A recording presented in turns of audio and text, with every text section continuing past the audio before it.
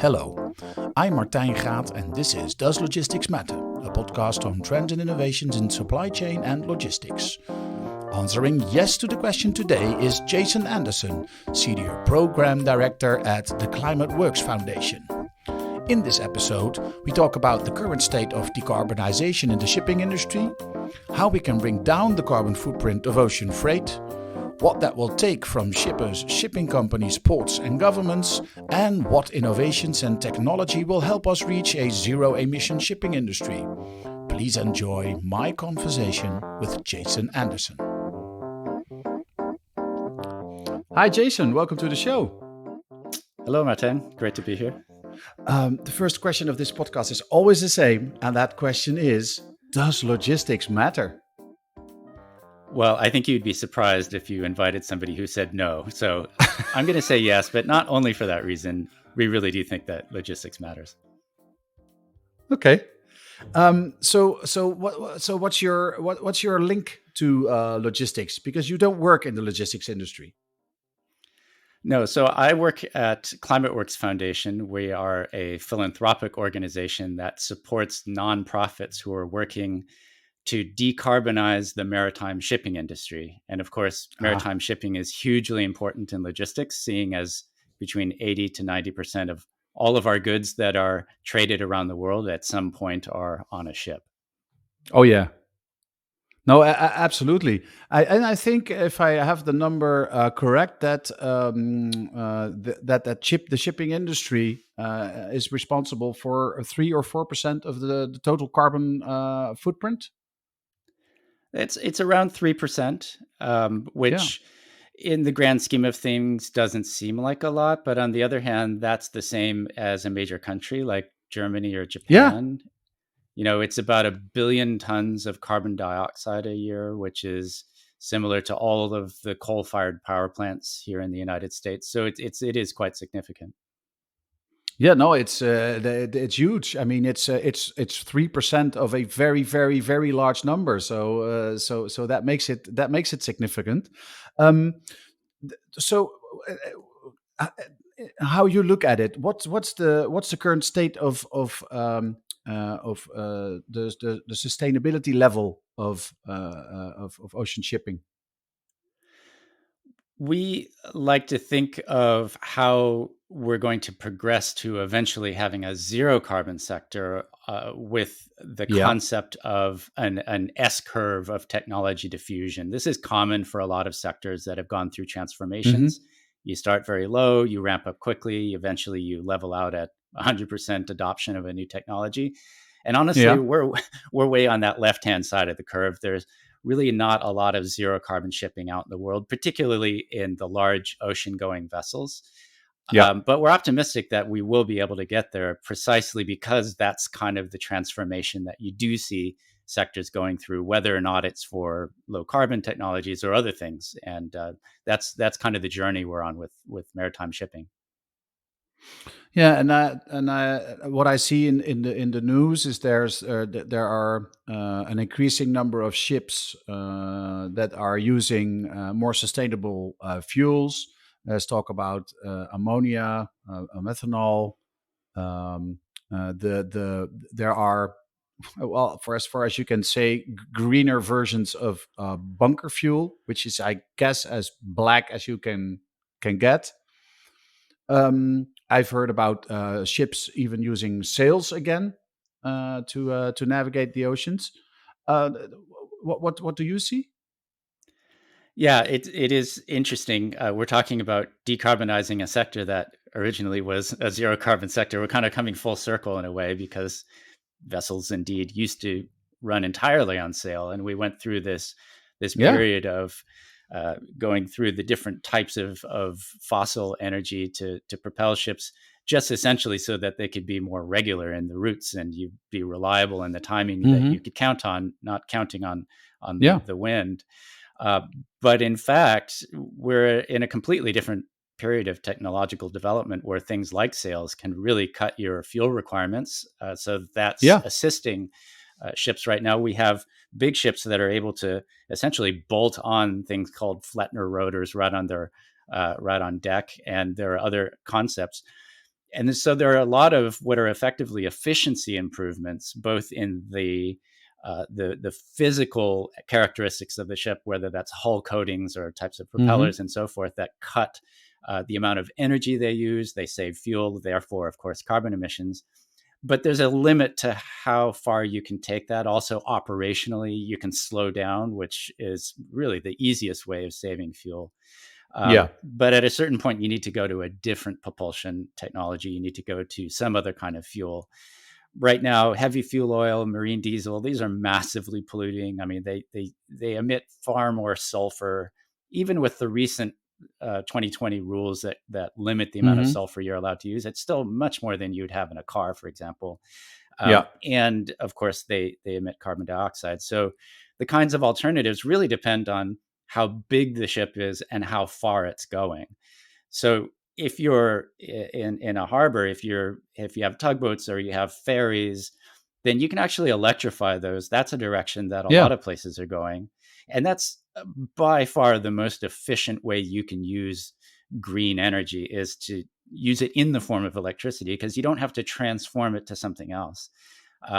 But the problem with large ocean-going vessels is they have so far to go. They're fighting against waves and wind, et cetera, these giant vessels. So they do need some other form of fuel that's like a liquid fuel. So that means at the moment, there are companies like Maersk, for example, that have ordered methanol ships. And the trick here is that there's different ways of making alternative fuels. You can do it in a green manner, where you're actually creating green hydrogen. You are, potentially capturing carbon from the air and then converting that to methanol. But that's not what's happening right now. They're using biological origin carbon, which has its question marks. And you can also use hydrogen directly, although it's not very energy dense. So it depends, again, how much room you're willing to take up from your potential cargo space to put the new tanks in. Ammonia is actually thought of as probably the long-term solution, because it's more energy dense than hydrogen. It can be made directly from nitrogen captured from the air and hydrogen converted from water using renewable electricity. So that's kind of where companies see us heading. It's just that they haven't really built many of those ships yet. That the engine technologies are just at the point of commercialization. So there are several being constructed at the moment. And so you were saying something, I think it was about the methanol, and it made me think of how in some areas in the Netherlands, electric trucks are charged, because in some areas in the Netherlands the grid is just full. There's just no more there's no more power to give. It's maxed out, and I've heard of instances where sometimes trucking companies are actually charging their trucks with diesel generators. So then you're you're using diesel to to charge your zero emission vehicle. Is that similar? Well, I guess you'd have to say that there are teething troubles in any sectoral transformation. And ideally, in the Netherlands and elsewhere, you would have an electrical grid that's able to sustain the kind of transformation to electric transport that we're looking to see. There's always these questions of, do you wait for the perfectly built out decarbonized electric grid before you put the trucks on them, or do you try to develop the trucks themselves and that supply chain and infrastructure, and then kind of match it with the properly functioning grid over time? For a little while, you're going to have a less than ideal situation. And I think we're kind of in that space with shipping now, where particularly things like methanol and these early experiments in zero carbon shipping, will there be some fossil origin so-called zero carbon fuels which are only at the point of emission, not in the production zero carbon? Will we have some of that? Really, I mean, for us, we're not counting that as zero carbon, and we're certainly advocating against it, but it will creep in, no doubt. I think the bigger question is around to what degree can you use biofuels as a transition? To what degree do we see things like blue ammonia, where you use fossil gas, but you might capture the carbon in that process? There are a number of options out there, but I think the thing that people need to understand is the price of renewable electricity is dropping dramatically. So actually making green electrons over time is going to get cheaper and cheaper and cheaper, to the point where making a hydrogen and a hydrogen derived fuel ultimately should be the cheapest option. So it's more like a kind of transition period we're in right now. Yeah, and I think I heard this. I heard this when I was talking to somebody about this yesterday. They were calling it transitional fuels.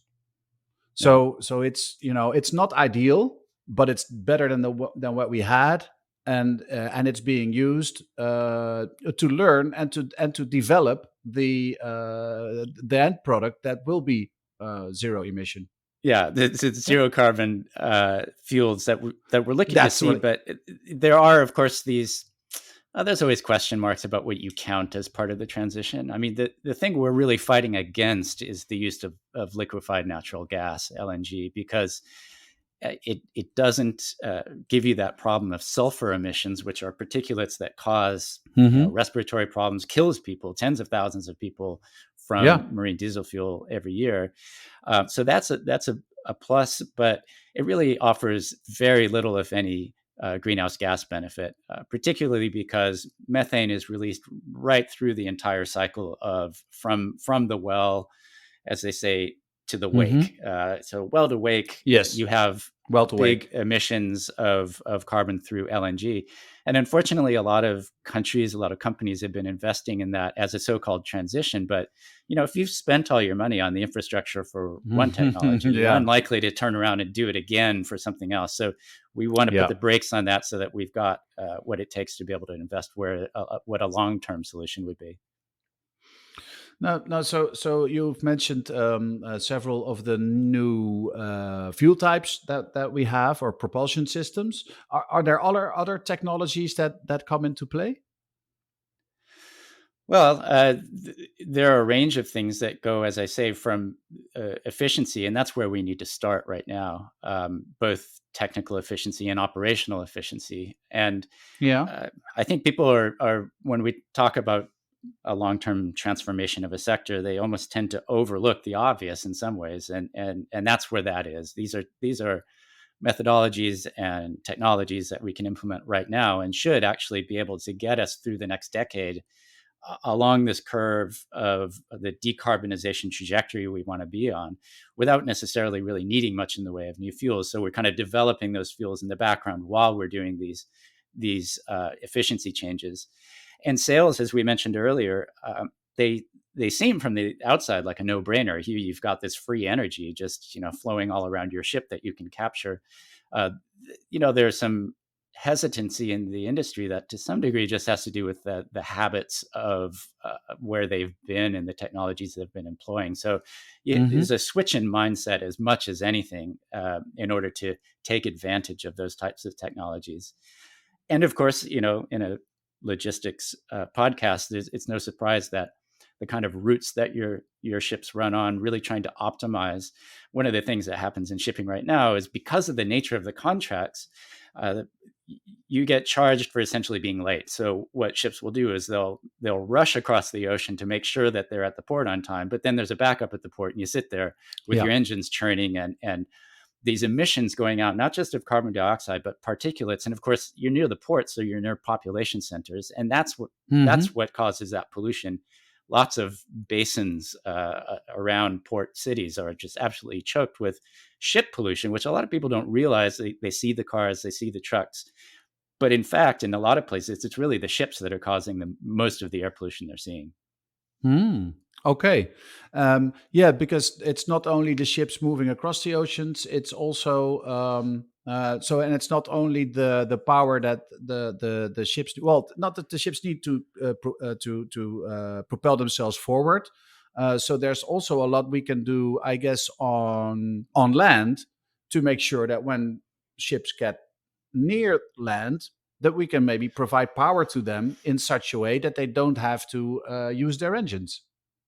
Yeah, absolutely. I mean, this again seems like dead obvious that if you've got a ship at berth that you can plug in and run all of the auxiliary systems on board. And so it's much better to plug in.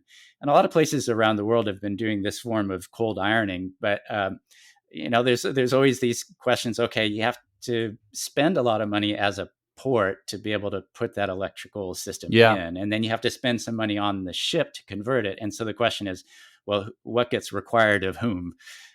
Just offering it might not actually, result in, among other things, ship fuel isn't taxed and electricity is taxed. So what's the actual price differential? There's some policy questions around incentivizing it as well. Yeah. Who's going to pay, I guess, in any logistics operation is always the question, because a lot of the parties involved have very low margins. So they, if a type of fuel is more expensive, then somebody needs to pay for it. Yeah, and you've put your finger on the main question of this entire transition, which is who pays and how much. So, if you look at a container ship that is transporting a wide range of goods, tends to be fairly high value compared to, let's say, dry bulk shipping or whatever. You can go down to like the individual. The classic example is if you have some shoes.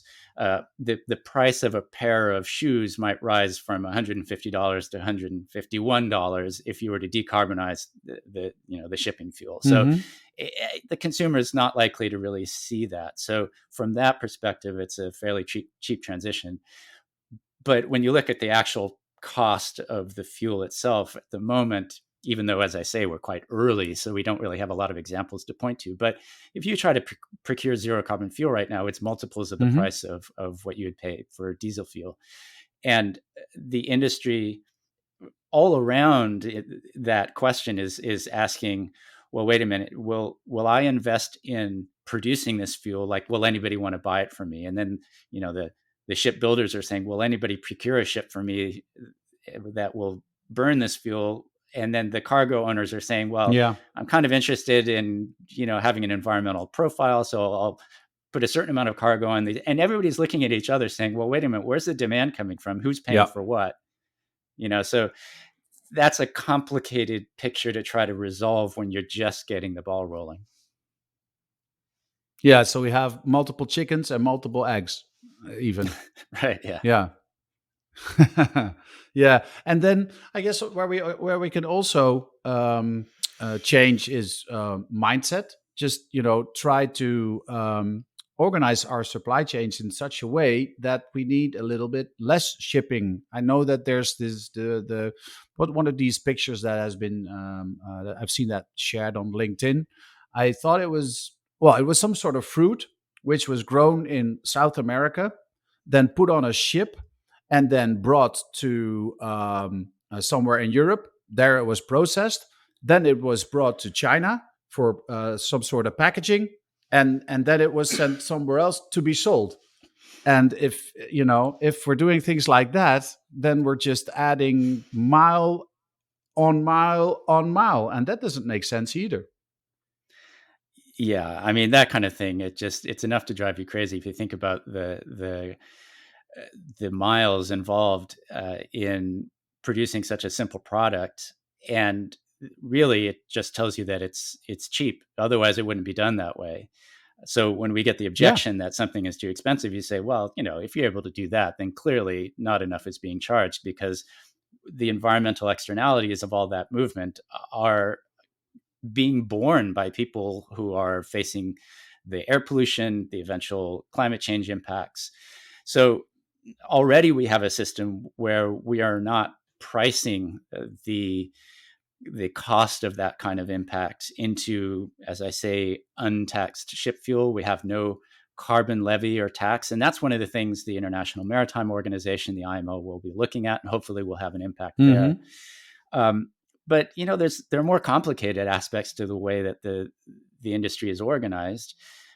We've had this trend over the past couple of decades of ships getting bigger and bigger, and so it, from the perspective of the shipping company that is able to maximize the the returns to scale from having a massive ship, it looks great.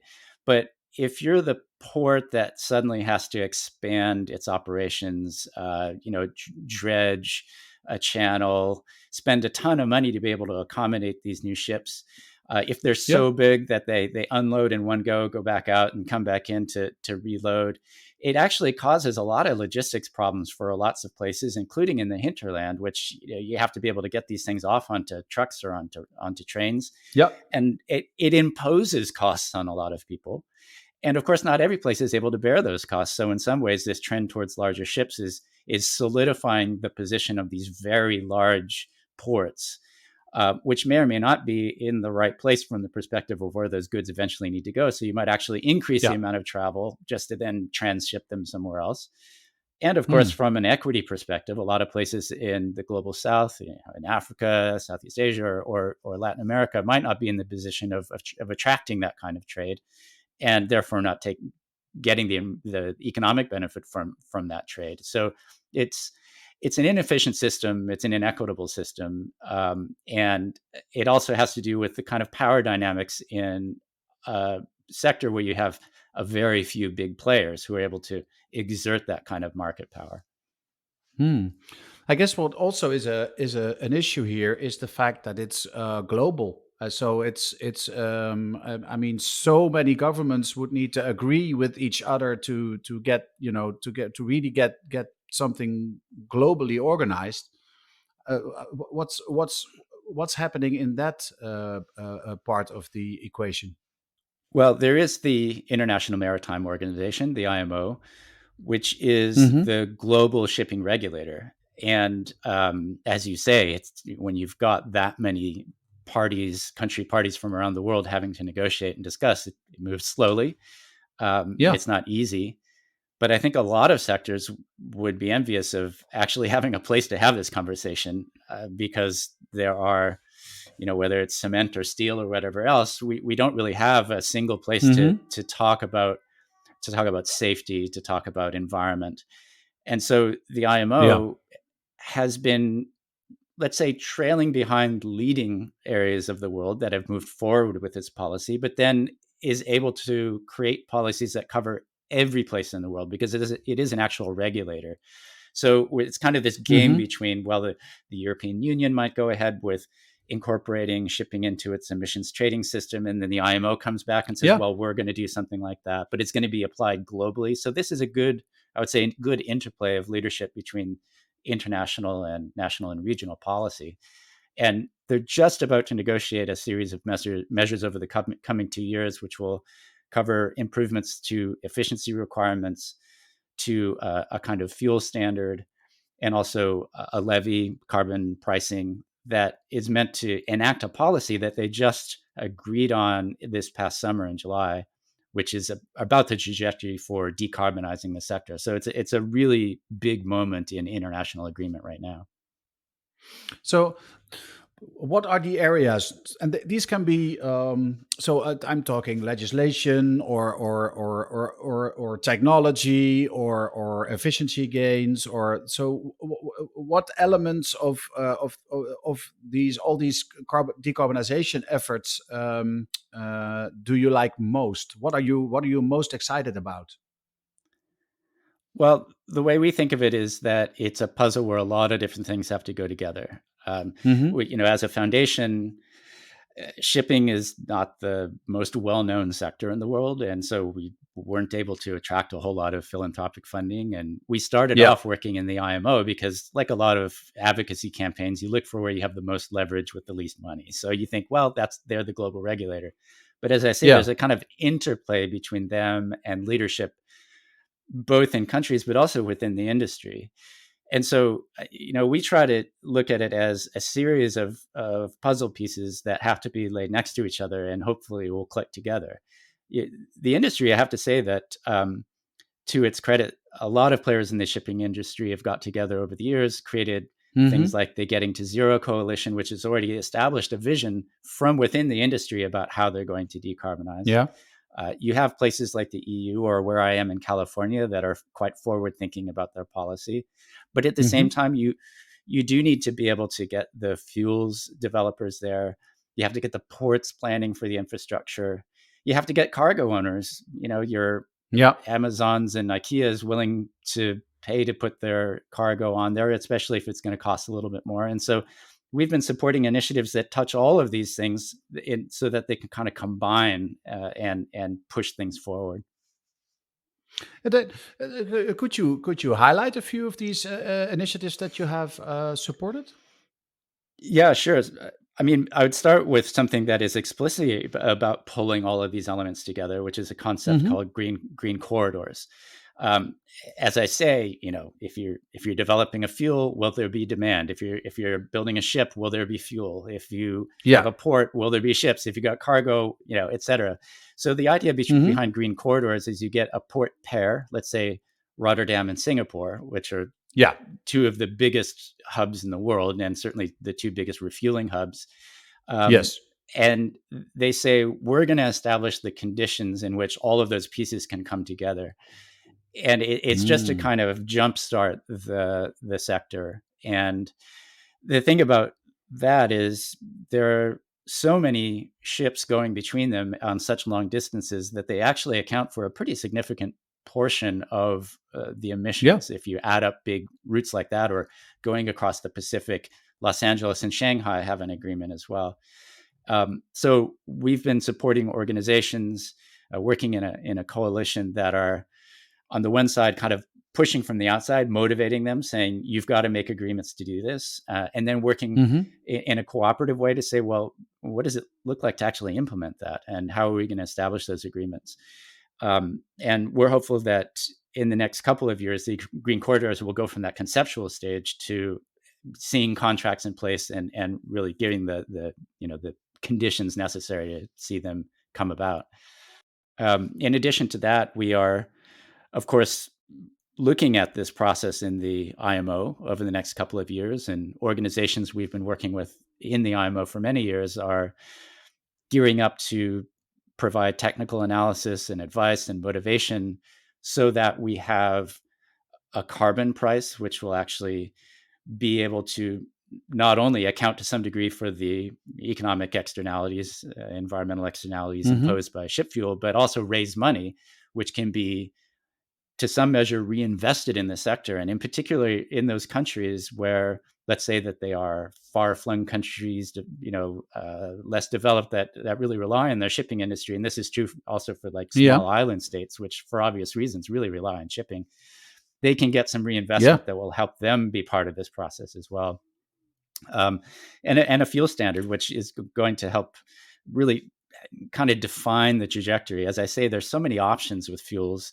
It can get a little bit confusing, and it can also be hard to organize the confidence behind which solutions different investors want to go for. So if you establish a standard, you at least hopefully cut off the tendency to hang on too long to something that isn't really helping very much, but was convenient at the time.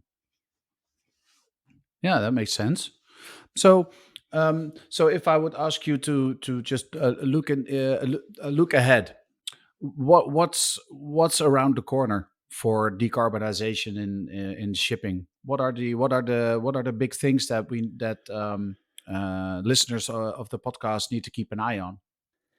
The development of the engines, the fuels, the ships, that's really just about to come to fruition. So the ideas that this whole sector has had are about to be realized. And so we're going to see these ships on the water.